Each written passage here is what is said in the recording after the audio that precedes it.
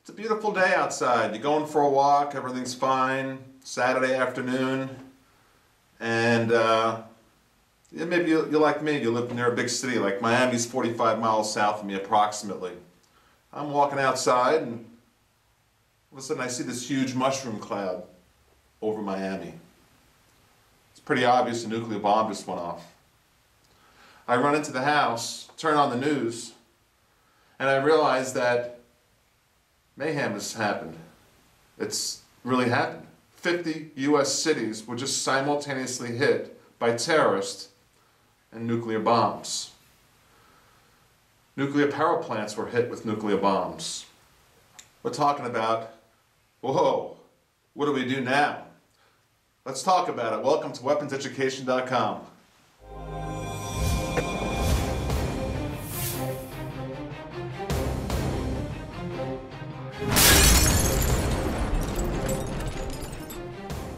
So, are you prepared? Let's talk about it. Let's talk about in case of a major catastrophe, whether it's a natural catastrophe or one that I just described, terrorist attacks. You know, can you just go to the store, go to Walmart and get some food? You think food's going to be scarce? Yeah. The shelves are going to be empty. You think the roads are going to be gridlocked? Yes. It's going to be total mayhem.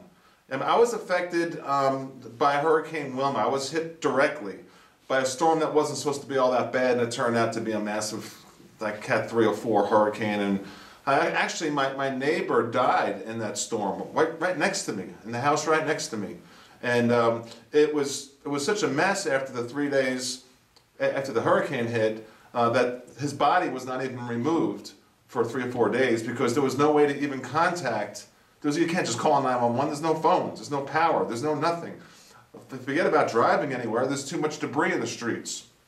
So whether it's a natural disaster or a terrorist attack, are you prepared? What I'd like to do is just give you a couple of tips on what I do. This is some small tips, obvious ones. You know, food, water, guns, ammo, and some obvious things. We'll talk about it. But what I'd really like you to do is put your input in because we're all in this together. We learn together with these videos. And you really have some good comments. And what I'll do is from all the comments from this video, I'll do a real comprehensive video on this topic.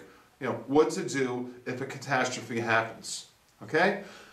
Now, the obvious is we want our firearms. This Tommy gun's been good to me, by the way. I love it. I have a 50-round drum now, which I got working perfectly. This is a 30-round magazine, 45 ACP. So yes, we all know, of course, we want to have our firearms. And you want to have an ample amount of ammunition. And then some of the other things that you may not think about all that much, all right? Food and water is huge. When I was hit with the hurricane in October of 05, I wasn't ready. I thought I was ready because I had a generator. Oops, I had 10 gallons worth of gas. Well, that didn't last long. We didn't have much food. It was a mess. We didn't have power for 2-3 weeks. It wasn't good. So I learned from that. Now, what I do now presently is, first of all, everything I do is very private because the last thing you want to do is tell all your neighbors, I got this huge stockload of water, food, guns, ammo. No, it's a private thing for yourself. You know, obviously, food that will last long on your shelves is important.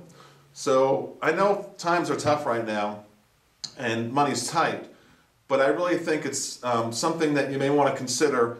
Besides stockpiling ammunition, stockpile some food, like beans, canned beans, rice, anything that could last a long time on your shelves. And then eat the older stuff first and keep replenishing your storage, your pantry, all right? So I have a family of 4, and I figure if I need to go 90 days without access to a supermarket, I want to have 90 days worth of food, and if every person needs 2,000 calories a day, that's 8,000 calories a day that's worth of food.